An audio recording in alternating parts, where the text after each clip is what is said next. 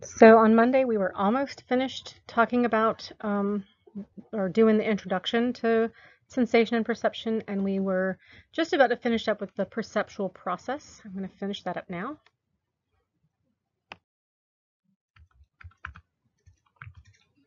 Okay, so we've gone through the first 4 steps, and I've added in a slide where I have all 7 steps, so I'm going to go through these again briefly. But the distal stimulus, the proximal stimulus, the sensory receptors, so the receptor processes, and then also neural processing. Okay, and step 5 is perception, and this is where we get to our experience and action part of the perceptual process. And the perception is our first conscious experience of the environment. Okay, so up to now, everything's been completely under our awareness, everything that's happened. And at this point, this is the brain's, basically the translation of incoming sensations so that we can start to understand the environment. But we want to separate that out from actually recognizing and understanding the environment. Okay, where recognition is comparing that perception with memory, potentially, categorizing it in some way, that kind of recognition. And this is an important distinction. And one of the reasons we know that this is an important distinction in our processing is because of people who have a particular brain damage that results in visual agnosia. And your author gives the example of Mr. P. So Mr. P is one of the patients of Dr. Oliver Sacks. Oliver Sacks is a wonderful writer and a neuropsychologist who writes up a lot of his case studies. And Mr. P went to Oliver Sacks. At first, he noticed that he was not, so he was a music professor, and he was not recognizing his students anymore. And to some extent, you can understand it starting to happen as we have more and more students, and we just start to become confused maybe about who's who and get them kind of muddled. But that's not what was happening. This was a complete lack of recognition. Okay, but then sometimes when they'd start to talk, he could recognize them by their voice. And still we might think, okay, he's having problems with faces, but he's a music professor. He pays attention to his auditory stimuli, so he recognizes them by their voice. But it turns out, so one day his wife and him are walking, and he runs into a parking meter, and he tips his hat and says, "Excuse me, ma'am." Okay, and now his wife realizes that something's really quite wrong, and that's when they go to the neuropsychologist, to Dr. Sacks. And the reason for the name of the book this comes from, which is The Man Who Mistook His Wife for a Hat, that book was named after this case study, where after talking to Dr. Sacks one day, Mr. P gets up and he goes over to his wife and he starts to lift up at her head as if her head is the hat on the hat rack. So really not recognizing the world. And just one more example. So one of the tests they gave him was to show him a baseball glove. And the doctor asks him to describe it, and he says it looks like, a leather round bag with 5 outpouchings. And the doctor asks him, so what is it? And Mr. P says, "I don't know, maybe it's a purse for 5 different sized coins." So really not putting together that perceptual information with memory for objects and being to recognize these objects.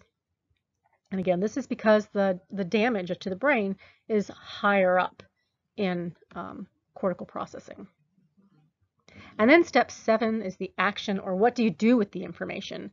And Goldstein, in previous books, he had a diagram that then pointed from the action back to the distal stimulus, because what we do with that information can possibly change the distal stimulus and possibly change the proximal stimulus. So if I see a butterfly on the angel tree and I start to walk up to it, then really that distal stimulus is changing, and the proximal stimulus is changing as I'm getting closer to a particular branch and to the butterfly itself. So every time I move my eyes, what's hitting my photoreceptors is changing. So it is a really cyclical process.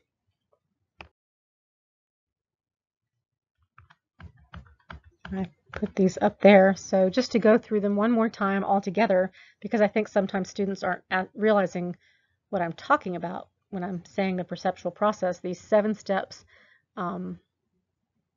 starting with the distal stimulus, so what's actually out in the environment. In this case for us, it's a picture of the angel tree. The proximal stimulus, that when you're looking at that, we have an image of that flipped and upside down. So upside down and transverse on our back of our eye, hitting our photoreceptors. We've already gone through transformation. We're already at a point where we're representing the tree in some way. It's not the actual tree.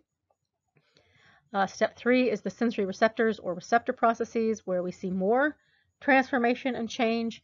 It goes through neural processing as we get through the brain, and then perception as we get to our kind of first cortical processing and perceiving the world and our conscious experience. And then separated out from perception, it's important to realize, is recognition, where we recognize that this is, in this case, an oak tree, or even just saying, yes, I know it's a tree, okay, categorizing that in some way. And then action. What do I do with that? I can walk away. I can go. Sometimes I have students say on their exams, I can go hug a tree. Okay. So I've left this in there from eons ago. The first time I taught this class, really, and I don't think I've ever ended on time. So it's never been relevant, and yet I leave it in there because I want to say it. So for this week, you really want to finish chapter 1 and those appendices. I think it's A through C. After this, watching this lecture, you're going to go watch Don Norman's that www.jnd.org. You're going to have to scroll down to get to the, I think it's called 3 Ways Design Makes You Happy. I really like this video. It's under some of our why we even want to study this, and that human factors like making better design. And this is I don't talk about emotion much. I talk about the normative. This is how this is how the eyes work. This is how it goes. The information goes through the brain. This is how we recognize objects. But that application to creating design that has this kind of emotional component is a really neat application. My niece is in graphic design. She studied graphic design. And she sometimes comes to my house and kind of tries to help me with my feng shui of my house and the flow of my house, as it's not very good. And she has a real sense for that. A lot of my friends in human factors, they don't pay any attention to the emotional kind of outcomes. And does this make me feel good? Is this, does this make me happy on various levels? And Don Norman talks about that, which is great. And I think a lot of students, I hope always that a lot of students, they relate with that and can relate it not only to their everyday lives and maybe choosing some design features, but potentially some of you with your careers. And then, as I say, be prepared to discuss measuring sensation and perception the rest of today. I will, after you watch Don Norman, I will, the next lecture, be talking about measuring sensation and perception, and finishing that up on Friday, as I think I'm already a class behind, which typically happens.